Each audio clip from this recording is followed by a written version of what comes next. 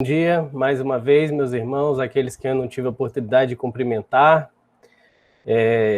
Espero que todos estejam bem, para mais uma vez nós compartilharmos com os irmãos a palavra de Deus, né? Os irmãos estão me ouvindo direitinho? Tá tudo certo? Me vendo? Tudo certo, manda ver. Tranquilo. Então nós vamos dar continuidade aos nossos estudos aí de Isaías, e hoje nós vamos estudar o capítulo 35, a felicidade na Sião futura. Então, nesse capítulo, que ele é um desfecho de uma série de trechos, que a gente vai no finalzinho fazer uma pequena consideração a respeito disso, ele é o desfecho de uma série de trechos, né, e que vai demonstrar exatamente como será a felicidade na Sião futura.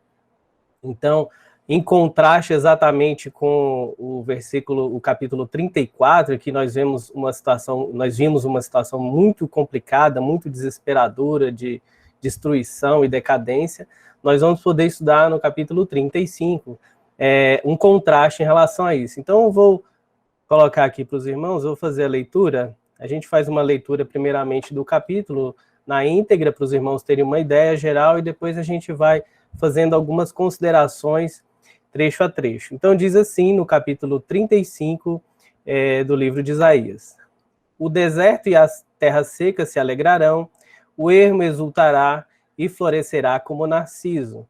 Ele se cobrirá de flores, dará gritos de alegria e exultará. Receberá a glória do Líbano, o esplendor do Carmelo e de Saron.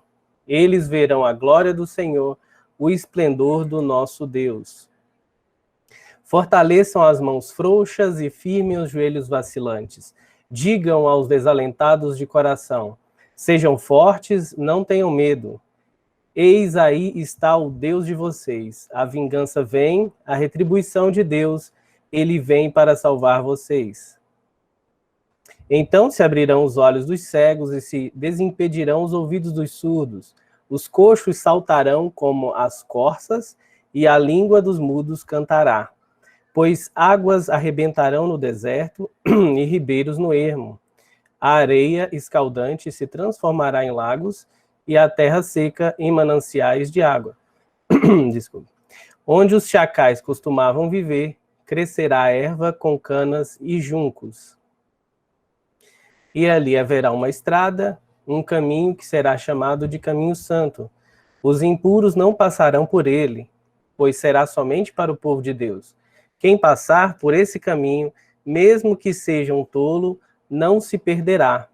Ali não haverá leão, nenhum animal feroz passará por ele, nem será encontrado nele, mas os remidos andarão por esse caminho.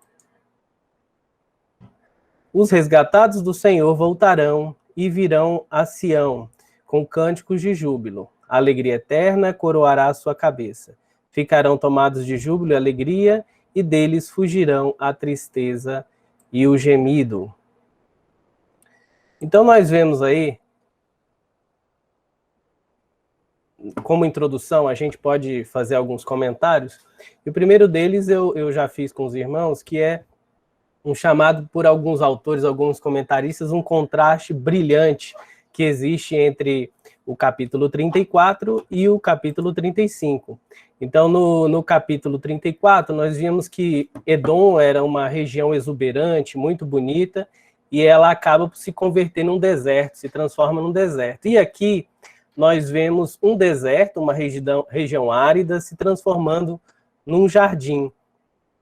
O certo é que nós não sabemos exatamente qual é esse deserto, né? A gente presume que, alguns presumem que seja ali em Judá, na região de Judá, outros acreditam que esse deserto a que se refere o texto é o deserto sírio, pelo qual os exilados, né, aquele povo judeu que estava exilado, ele teria que atravessar. Então seria uma referência a essa região, né, desértica, que depois vai se transformar numa região exuberante. E a gente pode dividir, esse é um poema, né, o capítulo 35 é um poema, ele pode ser dividido basicamente em 3 parágrafos, né, em 3 trechos.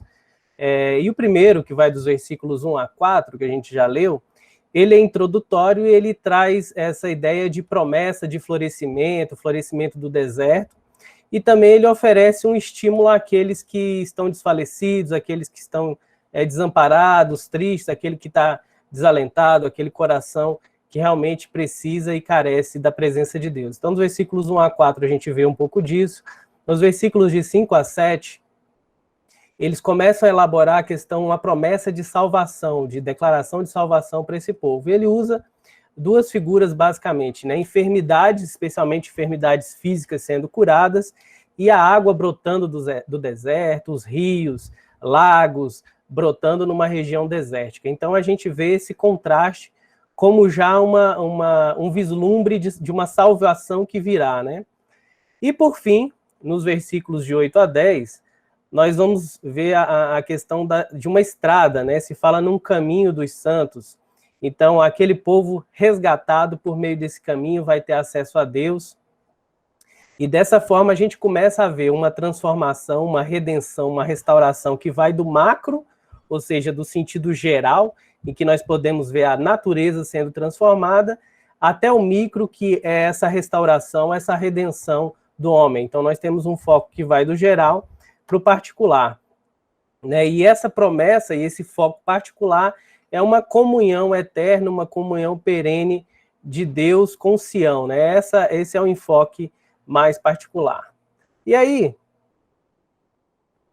nós podemos ler esse primeiro versículo aí, projetar para os irmãos, novamente. E aí nós temos aí, o deserto e a terra seca se alegrarão, o ermo exultará e florescerá como narciso. Sempre quando eu estava estudando esse texto, me veio à mente realmente a questão dos oásis, né? Você tem uma terra que é muito árida, muito seca, quente, e de repente no meio daquilo tudo, você tem um lago, você tem um pequeno riacho, você tem árvores. Então eu peguei essa figura ilustrativa aí no deserto do Saara, né, de um oásis no deserto do Saara. E do lado aqui, como no texto é citado, né, a figura do narciso, nós temos alguns tipos de narciso, essa flor muito bonita aqui, alguns são amarelos, outros são amarelos com branco, né? Então, para mostrar do que o Senhor está falando, né? Porque diz assim, o deserto e a terra seca se alegrarão, o ermo exultará e florescerá como o narciso. Ele cobrirá de flores e dará gritos de alegria, exultará, receberá a glória do Líbano, o esplendor do Carmelo e de Saron. Eles verão a glória do Senhor, o esplendor do nosso Deus. Então, ao mesmo tempo, e aqui a gente retoma essa ideia de que havia em Edom uma região exuberante, muito linda, ela se tornou deserto para o povo, e agora nós vemos um deserto, uma estepe se revestindo de beleza. Então, essa referência possivelmente aí de deserto e de regiões assim escaldantes, de um calor terrível, nós estamos ali falando possivelmente da Palestina em tempos antigos, né? Possivelmente ali na época da deportação do povo, do exílio e tal. E aí a gente vê que essa terra seca, ela se regozijará. Haverá o fim da esterilidade, então o narciso, que é essa flor tão bonita, ela vai desabrochar, essa terra ressequida vai se transformar em belíssimos prados, em lugares floridos, arborizados. Então nós vemos aqui realmente a glória de Deus se manifestando nessa transformação, nessa mudança, nessa redenção da natureza. Nós vemos aí no versículo 2, e aí só para os irmãos verem, terem uma ideia daquilo que é citado aí no livro. Porque a gente fala de glória, né? E receberá, cobrirá de flores, dará gritos de alegria, exultará, receberá a glória do Líbano, o esplendor do Carmelo e de Saron. Eles verão a glória de Deus, o esplendor do nosso Deus. Essa região que os irmãos estão vendo aqui mais acima é a planície de Saron. Antigamente essa era uma planície até um pouco pantanosa, tinha bastante vegetação, mas com o passar do tempo ela foi sendo trabalhada para que as pessoas pudessem habitar ou fazer plantações. Então essa é uma visão bem de cima, assim, de um morro que fica nos limites da região de Saron. Então a gente pode ver essa planície bem grande, né? E essa planície era bem exuberante na época. É claro que hoje a gente não tem condições de ver isso, porque muito já aconteceu de interferência humana, né? Mas a gente pode ver como era essa planície e como deveria ser bonito isso aí, tudo cheio de árvores, de plantas, de animais. E nas duas figuras abaixo, a gente pode ver o Monte Carmelo e ver a beleza que ainda hoje, essas fotos são relativamente recentes, ainda hoje é bonita, né, essa região do Monte Carmelo. Eu só não pude trazer uma imagem também dos cedros do Líbano, né, da floresta que tinha, porque basicamente ela não existe mais, né? Porque os cedros foram utilizados desde aqueles tempos. O templo lá de Salomão foi construído com árvores, né? Com cedros de Líbano também. Então essa região foi bastante devastada, mas era muito bonita naqueles tempos, né? Então quando o profeta Isaías ele faz referência a toda essa região, ele traz uma ideia de glória, de Deus mostrando a sua glória, porque nós vemos que o texto de Isaías, ele é todo permeado pela demonstração da glória e do poder de Deus. E aqui a gente pode ver que essa glória de Deus e todo esse esplendor que nós vemos na natureza é presente dele, e essa restauração que acontecerá também é a atuação dele na natureza. Então é Deus mostrando a sua glória por meio dos seus feitos, né? Aqui sempre como o profeta Isaías usa sempre uma linguagem muito poética, descritiva, metafórica, sempre comparando com elementos da natureza, agropecuária. Então aqui a gente pode ter uma ideia de como é o esplendor dessa restauração que acontecerá com aquele povo, né? Porque para aquele povo, essa linguagem de esplendor, de beleza, de natureza, né, que ele estava apresentando ali, eram sinônimos de abundância e fertilidade. Então, para o leitor daquela época, era bastante compreensível essa linguagem que Isaías estava utilizando ali com relação ao esplendor da glória de Deus, que isso tudo seria restaurado, haveria redenção, né? E ele usa a questão do eles, né? Um enfático eles, o profeta volta a sua atenção para os judeus. Por quê? Porque os judeus, possivelmente nesse tempo que ele está se referindo, o profeta Isaías está se referindo àquele tempo de exílio e do seu retorno, do retorno dos judeus, né? Então ele mostra ali a situação, ele relembra de que os judeus estão passando por tudo aquilo e quer trazer um pouco de alento, mostrando que Deus é um Deus poderoso, é um Deus redentor, transformador, e ele poderá trazer o seu povo de Deus, o seu povo novamente, né, o povo de Israel, à sua terra. E aí no versículo 3, e essa imagem, eu trouxe aqui uma imagem da armadura de Deus que a gente também vê lá em Efésios, porque ela me relembrou bastante, né? Embora o texto não faça uma relação direta com o texto da armadura de Deus, em que a gente vê aquele descritivo, mas quando eu li isso aqui, automaticamente isso me remeteu àquela passagem, porque fala assim: fortaleçam as mãos frouxas e firmem os joelhos vacilantes. Digam aos desalentados de coração, sejam fortes, não tenham medo. Eis aí está o Deus de vocês, a vingança vem, a retribuição de Deus, ele vem para salvar vocês. Então aqui quando ele fala, ele utiliza essa linguagem de mãos frouxas, né? Porque a gente sabe que os guerreiros, eles têm que ter uma mão firme, né? Porque eles estão ali, têm que estar preparados para ação, para guerrear. Joelhos vacilantes, olha, joelho tem a ver com estabilidade, equilíbrio. Então, o guerreiro, aquele que tem que estar preparado para tudo que vai acontecer, ele tem que estar com as mãos firmes, ele tem que estar com os seus joelhos bem firmes também, estáveis. E ele usa uma figura aqui do coração desalentado, né?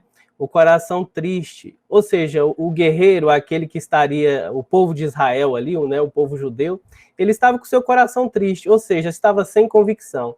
Então, como um povo desse, que tinha passado por esse tempo todo de exílio, todas essas dificuldades, é claro que eles não estavam sofrendo esse juízo inocentemente, eles tinham desobedecido a Deus, não confiavam em Deus, então daí o motivo deles estarem nessa situação de exílio e de dificuldade, de escravidão.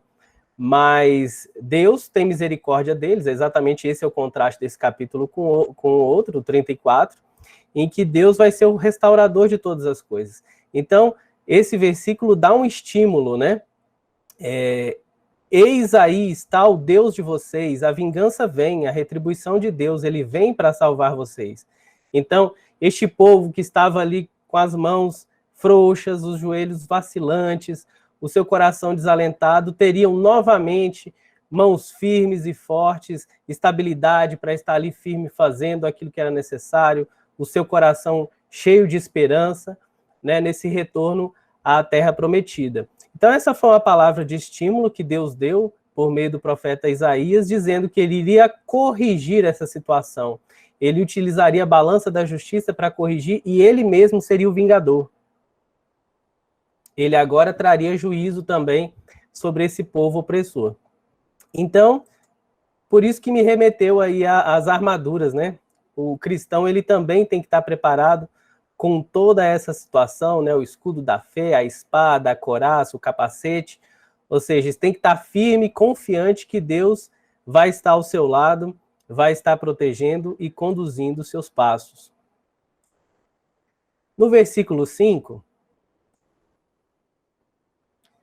nós temos aí: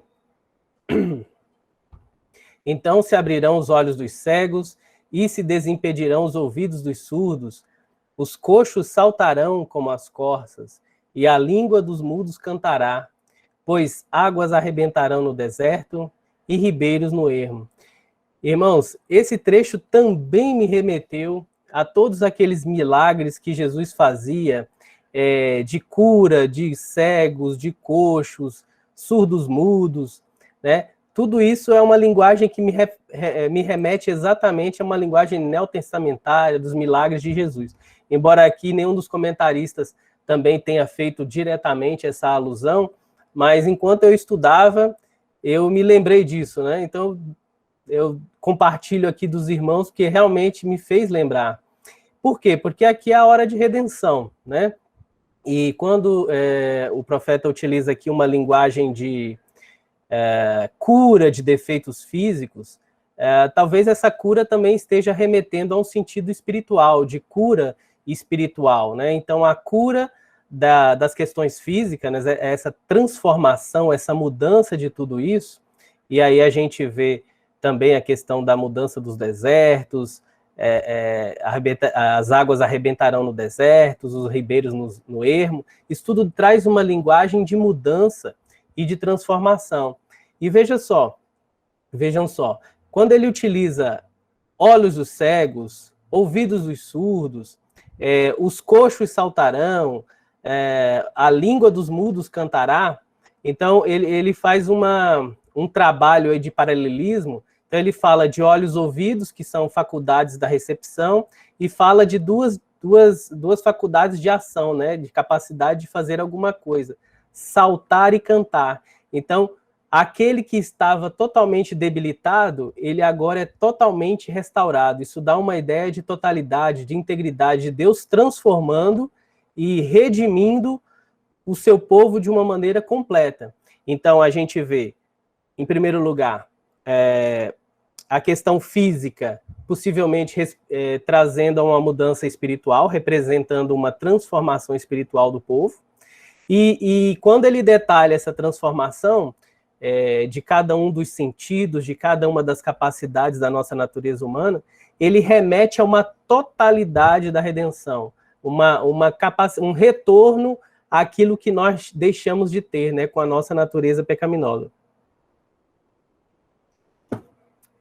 Continuando aí, no versículo 7, nós vemos a areia escaldante se transformará em lagos e a terra seca em mananciais de água, onde os chacais costumam viver, crescerá erva com canas e juncos.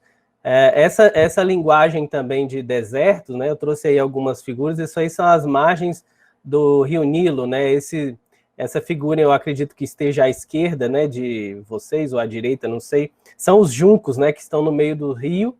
são essas plantas que eram usadas, inclusive, para fazer várias coisas, artesanato, até mesmo roupas e várias outras coisas. O papiro era um tipo de junco que, depois de um trabalho, era utilizado, né, para se fazer os papiros para escrever, né, que os egípcios tanto usaram, e outros povos depois deles. É disso que o texto está falando, essa transformação maravilhosa que haveria. E ele cita a figura dos chacais, né? Os irmãos sabem que os chacais são parentes ali dos lobos, das raposas, né? São daquela família dos caninos, né? Canídea, alguma coisa assim, e eles são animais acostumados à vida desértica. Estava até vendo um documentário quando eu li esse texto aqui. Eu fui ver um documentário sobre os chacais, e eles são muito bem adaptados a essa situação de deserto, de calor, de falta de recursos. E agora, essa região onde eles estavam acostumados a viver, tinham se adaptado totalmente, isso tudo mudará, porque lagos aparecerão, a terra que era seca vai se tornar em manancial de água, ali onde não havia nada, ervas vão crescer, ervas com canas e junco. Então é uma transformação completa da parte de Deus para com aquele povo. Continuando ainda, o versículo 8, 9 e 10, diz assim: ali haverá uma estrada, um caminho que será chamado de caminho santo, os impuros não passarão por ele, pois será somente para o povo de Deus. Quem passar por esse caminho, mesmo que seja um tolo, não se perderá. Ali não haverá leão, nenhum animal feroz passará por ele, nem será encontrado nele, mas os remidos andarão por esse caminho. Os resgatados do Senhor voltarão e virão a Sião com cânticos de júbilo. A alegria eterna coroará a sua cabeça. Ficarão tomados de júbilo, alegria, e deles fugirão a tristeza e o gemido. Então agora, através dessas regiões que estavam outrora desérticas, né, estavam ali totalmente sem condições de ter uma vida, né, a vida muito limitada ali, tudo isso será transformado.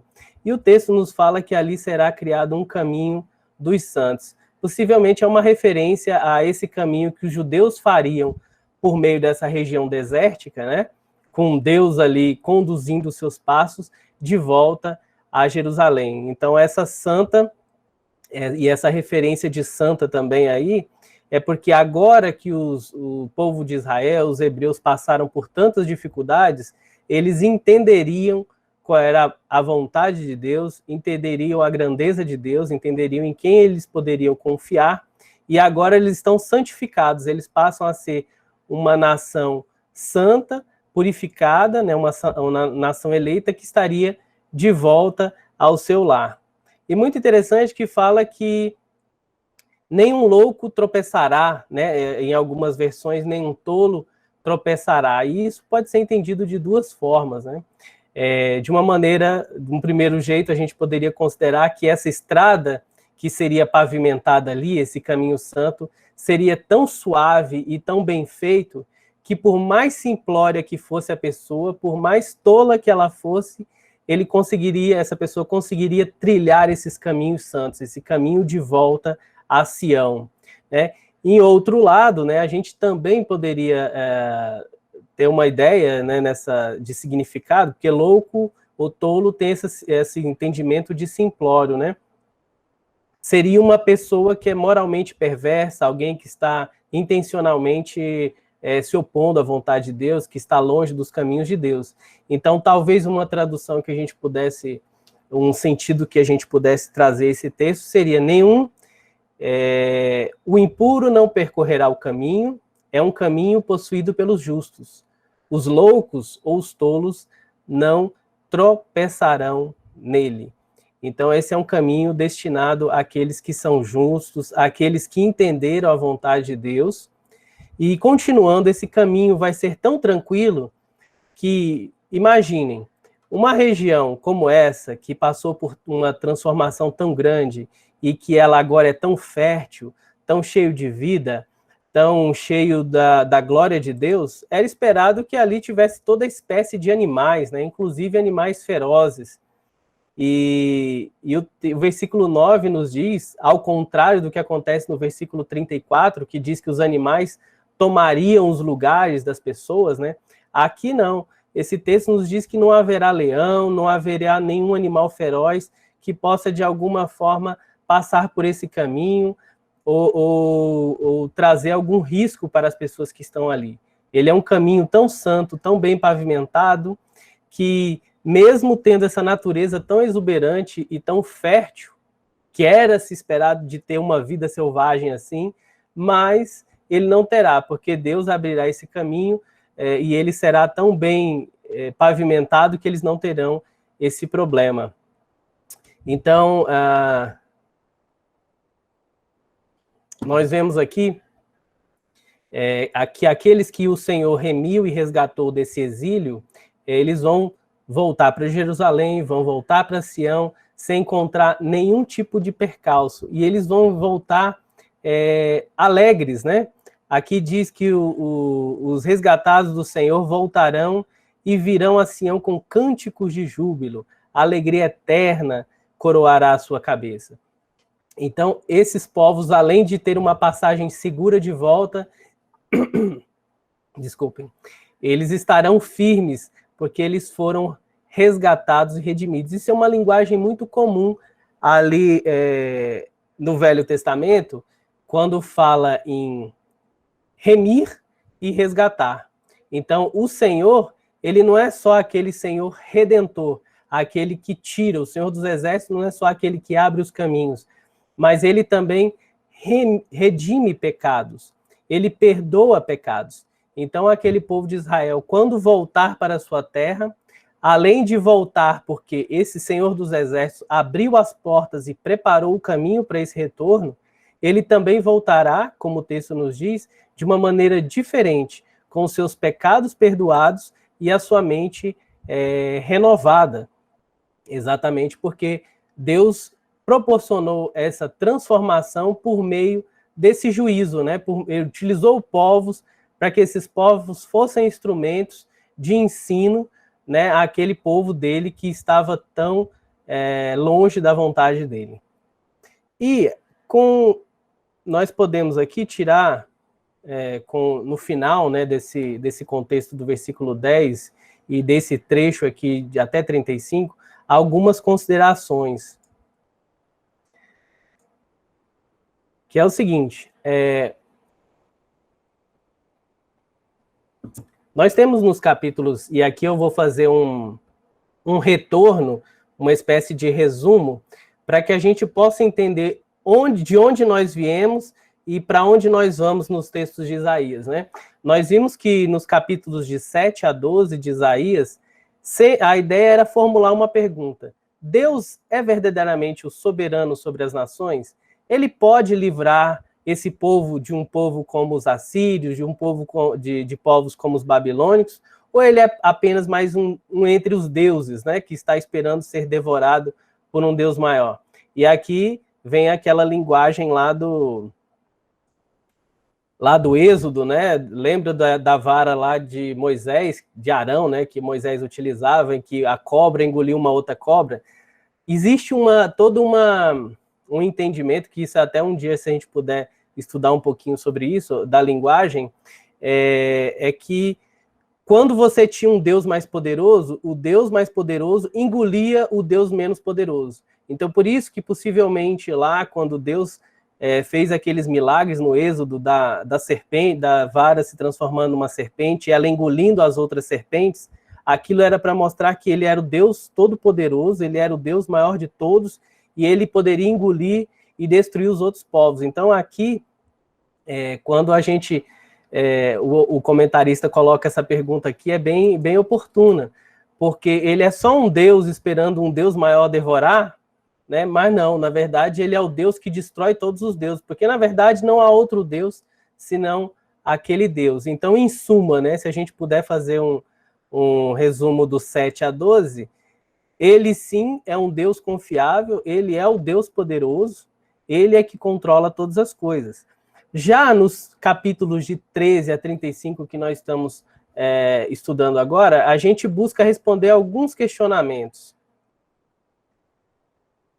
E do 13 ao 23, nós vemos o seguinte: o Senhor, na verdade, eles mostram que o senhorio de Deus sobre cada uma das nações. Então, nessas 4 sessões, nós vemos respondidas essa pergunta que a gente fez aqui, né?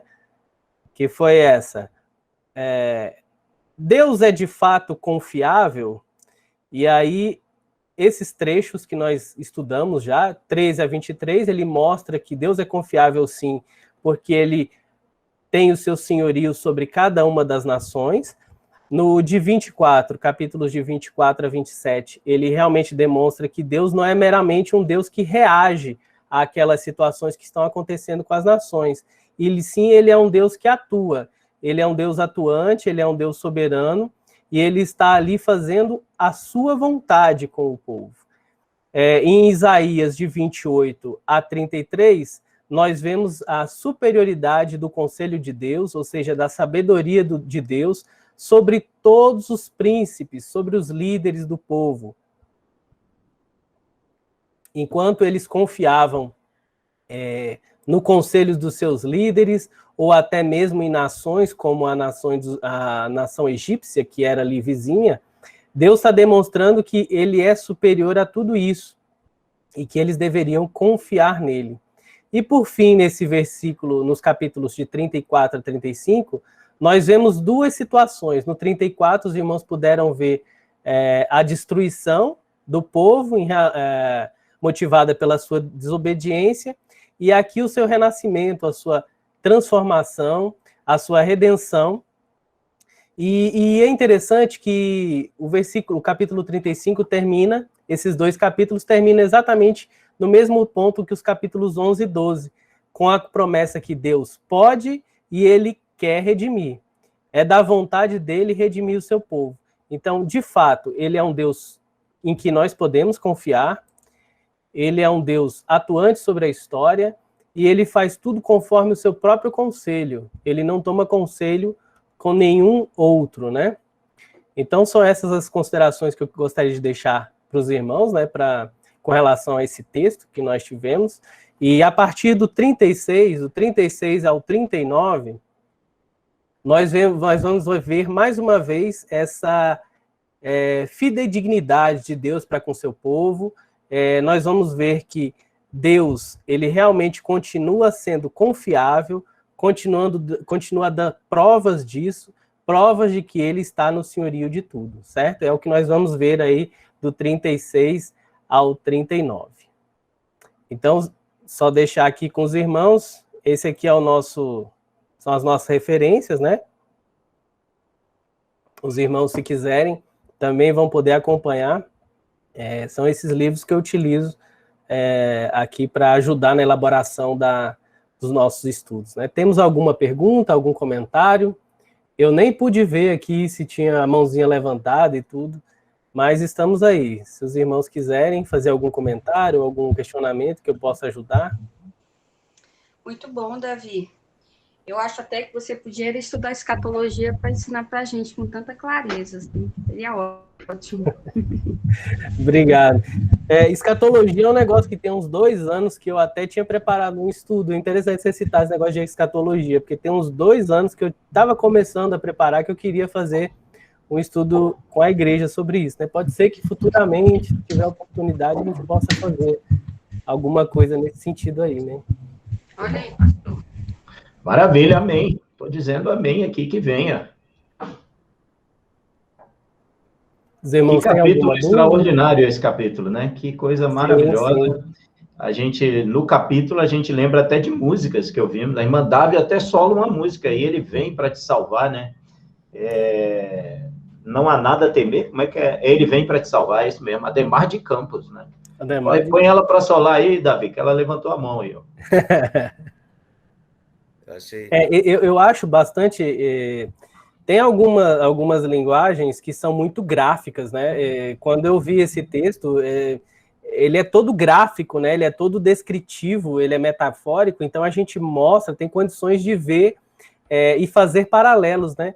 Exatamente como Jesus fazia, mostrando da realidade ali do seu povo, e ensinando lições, ou às vezes ensinando mistérios, né? Porque nem tudo, só os que estavam mais ali próximos que entendiam, mas aqui Isaías também usa uma linguagem do popular ali, que as pessoas podem visualizar bem essas comparações que ele faz, né? Perfeito. Com as promessas de Deus e os juízos de Deus, né?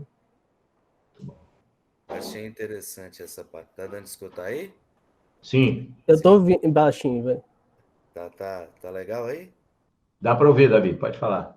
Ah, beleza. Não, eu achei interessante, porque quando a gente estuda aqui a biologia, essa parte de ecossistema, biodiversidade, você vê que a maior parte, né, o homem, ele consegue destruir os ecossistemas que são ricos, né, tem uma biodiversidade elevada, né, o cerrado, né, ali toda a composição, né, bioquímica que tem.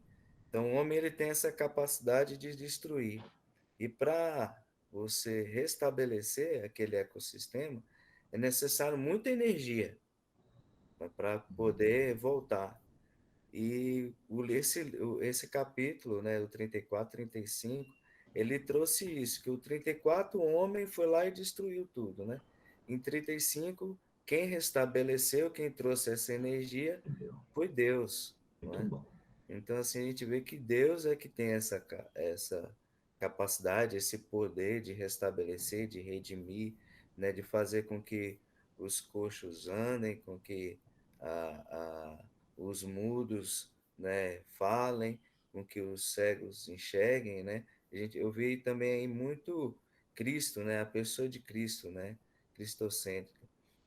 E o Aires falando sobre essa questão do Deus, né, um Deus engoliu o outro Deus, para mim, a gente entende que não existe outros deuses, né, existe só o nosso Deus. Mas eu lembrei daquela frase de Calvino, né, que o nosso coração é uma fábrica de ídolos, né? Uhum. Então, assim, na verdade, o que acontece é que nós fabricamos esses ídolos, fabricamos, né, esses entes, esses seres, essas entidades, e muitos acham, né, entendem que isso tem poder, né, mas são meras figuras humanas do nosso próprio coração, né? Muito bom. É verdade. Ele mostra, quando, por isso que eu falei, né? Embora alguns comentaristas que a gente utilizou aqui no estudo não tenham feito essa relação direta com o lado messiânico, ou aquilo que Jesus atuou, ou textos neotestamentários, a gente vê isso aqui claramente, né? Quando cegos, né, mudos, surdos, coxos, Jesus fez tudo isso lá na frente, né? Isso é muito interessante. Né? Isso, e ele transforma o físico, então talvez a ideia aqui fosse o físico demonstrando, na verdade, uma transformação espiritual, né? E essa questão da armadura também, na verdade, não foi da armadura, mas aqui do... Isso, nossa, isso aí me lembrou demais. Quer dizer, a gente está armado com todos aqueles elementos que a fé, que é a palavra de Deus, né? Então, isso tudo me trouxe também a uma linguagem neotestamentária, né? Embora também eu não tenha visto os comentaristas fazerem isso, né? Mas eu achei uma linguagem totalmente messiânica aqui, né? Totalmente messiânica. Certamente, aquela imagem lá também de um caminho no deserto, né? Ele vai abrir, e o próprio Jesus disse isso, eu sou o caminho, né? Então, muito, muito boa esses links aí com o Messias, né? Boas aplicações. Mais alguém aí? Inclusive, essa foto aqui, vocês sabem que ela inspira, de certa forma, a logo da nossa igreja, né? Essa eu achei extraordinária, viu? Muito bonita. Porque a ideia da logo da nossa igreja é que a Bíblia leva a Cristo, né? Então, aqui ela tem um pouquinho disso também, né? É a logo da nossa igreja, né? A palavra de Deus leva a Cristo. Maravilha. A luz, né? Achei interessante, né, a lembrança de que, ainda que ensejasse a presença de animais ferozes, eles não estariam, né? Achei bonita essa... É um texto extraordinário esse de Isaías, né? Ele pinta um quadro que a gente começa a olhar e falar, rapaz, vai transformar os lugares desérticos aí em oásis, né? E muito bonito mesmo. Bem E uma coisa interessante daquela região de Jerusalém, né? De novo, né? Acompanhando o canal Israel com a Aline. É muito interessante. A gente Olha aí, ó, olha aí. Mas são duas pessoas que eu tenho acompanhado para ver esses textos, a questão da parte ilustrativa e entender um pouco a região, né? Um pouco da geografia e tudo. O Saião também, ele fala algumas coisas disso, né? Que nessa região de Israel, quer dizer, toda aquela região ali, você pode, além de ver as 4 estações do ano, quer dizer, ele é uma região maravilhosa, né? Que Deus escolheu para ser ali a terra prometida. Ela é uma região que você vê as 4 estações do ano, você vê de tudo em termos de diversidade de floresta, de fauna, né? de vegetação, de fauna. Então, você vê uma área totalmente desértica, mas dali a pouco você vê um monte que tem neve. Aí ali mais embaixo você vê jardins e flores e coisas assim. Então você, numa pequena região, você tem uma ideia de um retrato de várias coisas, né? Isso eu pude ver, né, acompanhando essas duas figuras, né? O Saião lá e a Aline também, né? Bem interessante para conhecer essa região aí. Show de bola. Eu entendi também, o que eu achei bacana em relação ao futuro, né, do povo de Israel. Quando você pega ali o judeu, ele nunca mais foi idólatra, né? Eu tô com sono. Inclusive, essa questão do legalismo deles foi bem acentuado, né? Os fariseus ali e tal. Então, nunca mais eles voltaram àqueles pecados lá antes, né, pré-Babilônia, que foi até um problema, porque eles já foram pro outro extremo, que é o extremo do legalismo, né? E eu entendo que essa questão aí fala bem também, né? No capítulo 34 e 35, ele fala sobre essa restauração, mas aí é aquela coisa, é o já e ainda não, né?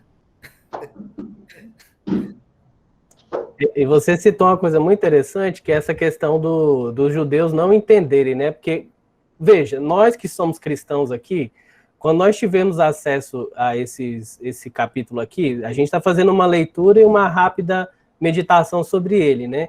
A gente vê coisas que remetem ao Novo Testamento e a Cristo. A gente consegue ver isso. Uhum. O judeu, mesmo tendo estudado tanto, aprendido sobre a idolatria, aprendido que agora só há um Deus, eles não conseguiram entender, não conseguiram traçar esses paralelos, né? Porque aqui para nós está claro, eu estou vendo Jesus, eu estou vendo que ações aqui são muito parecidas com ações lá na frente, a linguagem que é utilizada também, as figuras, né?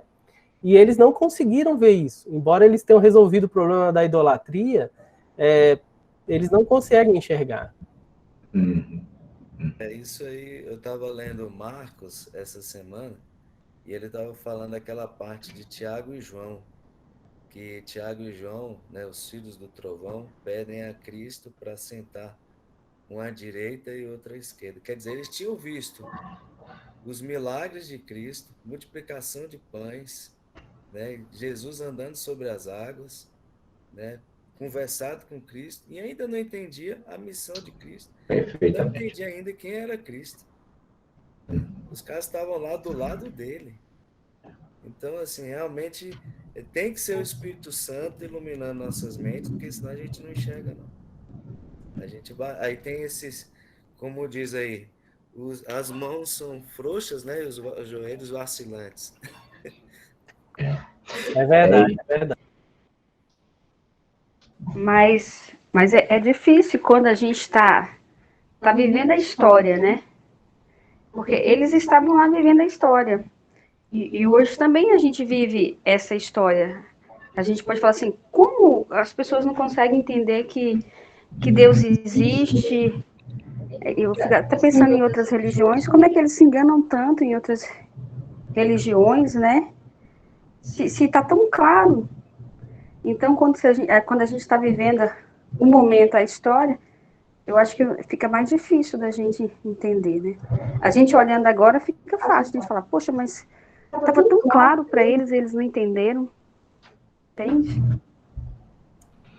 É uma lembrança boa e remete a gente ao seguinte, o Redentor que vem, o Salvador que vem, aquele que veio para salvar, é ele que conduz, é ele que é o caminho, é ele que abre os olhos, é ele que faz as pessoas enxergarem. Que se ele não fizer, nenhum de nós vai enxergar. A gente vai querer andar sempre, porque tanto no passado quanto hoje, né?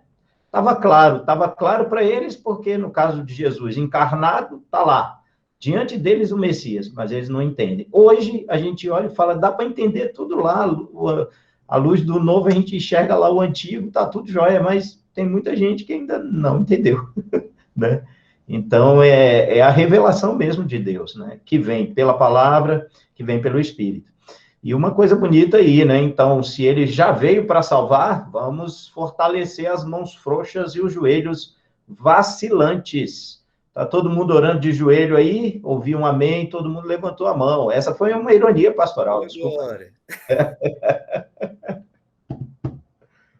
Mas é isso, o Messias veio, o Redentor veio, é ele que faz essa transformação toda. Então, mais do que nunca, nós que enxergamos, que já temos isso como certo, precisamos fortalecer as mãos frouxas e os joelhos vacilantes. Muito bonito o texto. Isso que a Lili falou tem um outro aspecto, queria só falar, porque eu não vi ainda, eu fiquei de ver exatamente numa desses comentários que a Aline fez, porque ela é judia de fato, né? Mas ela conhece bem o cristianismo e estudou isso na universidade e tal. E as pessoas perguntam, mas o que você considera que Cristo é? O que Jesus é para vocês? E realmente para eles Jesus não é. Aí ela cita uma passagem, e aí eu não fui atrás dessa passagem, né? Ela fala de uma passagem, não lembro mais a referência, fala, olha, mas o Redentor, o Messias, ele teria que ter essas características aqui.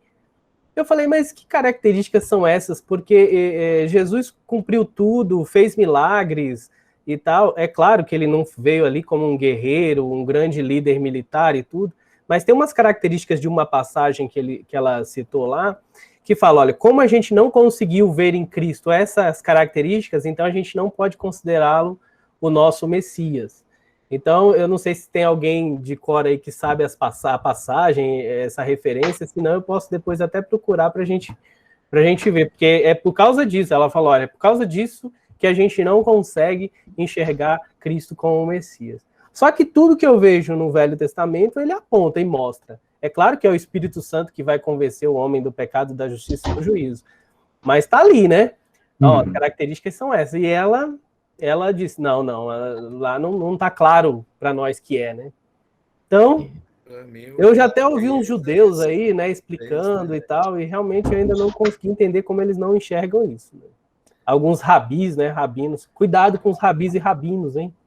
Tem muita gente hoje em dia se deixando levar por comentários de rabinos, de rabis, gente se convertendo não mais a um evangelho judaizante, mas direto ao judaísmo. A gente está vendo isso. Né? Pessoas se convertendo diretamente ao judaísmo. Reformado, inclusive. Hein? Cuidado. Agora eu fiquei com medo agora. Isso aí é Isaías 53. O que tiver lá em Isaías 53 é Cristo. Maravilha.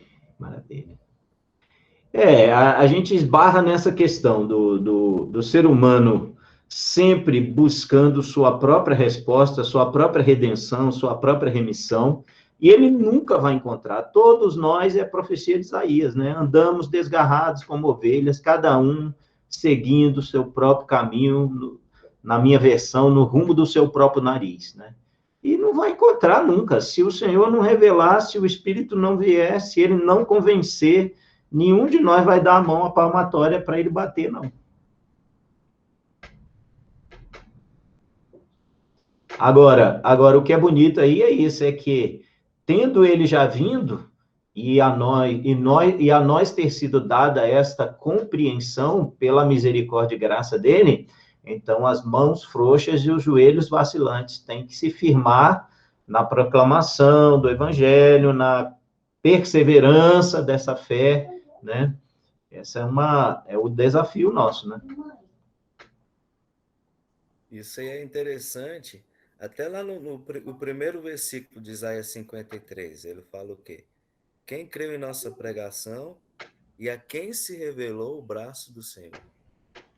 Existem alguns aí que vão ser revelados, né? Esse braço. Que aí, como a irmã Lili falou, vai ser claro. Essa revelação vai ser clara. Mas a quem não se revelou... E a lembrança que o Davi fez aí, o judeus que não conseguem entender, mas veja lá, um judeu bom aí é Paulo, né? É um judeu de judeus, e aí ele foi revelado, ele entendeu, ele compreendeu o mistério, né? O pior dos pecadores, né, pastor? Só um adendo aí, não sei se ainda temos mais tempo. Minha esposa aqui pegou um artigo rapidinho aqui. É judaico isso aqui, Thalita? Aí ele fala o seguinte, por que Jesus não preencheu as profecias messiânicas, né?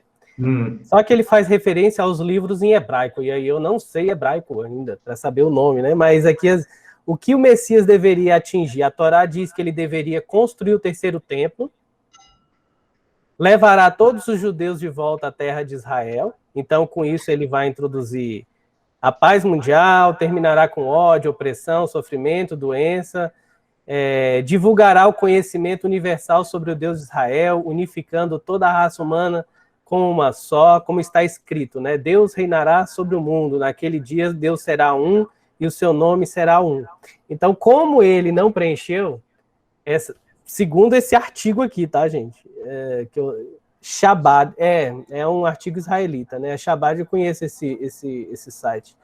Então, isso seriam características que deveriam ser cumpridas por Jesus e que ele não cumpriu, né?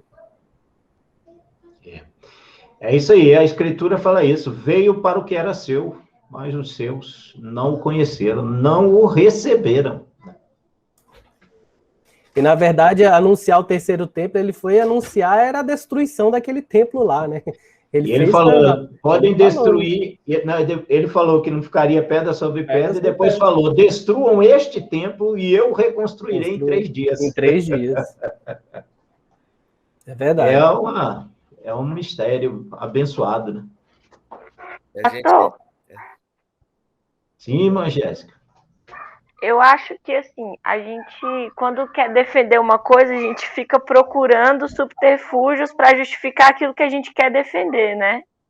Sim. E aí, do que o Davi leu aí, eu não vi nada que Jesus não tenha feito, né? Porque através dele nós conhecemos a verdadeira paz, através dele eu entendo que esse terceiro mundo possa ser o céu. Então, assim, a gente só justifica aquilo que a gente quer defender. Então, não, eu acho que não é, então eu vou procurar meios de que não seja o que ele quer. Porque se eu defender que Jesus é bom, eu vou procurar só referências de que ele seja bom. Assim como se eu quero defender, enfim, todas as coisas. Então, tudo que o Davi leu aí para mim faz total sentido, né? Mas, infelizmente, as pessoas enxergam o que querem enxergar, né? Perfeito. Concordo.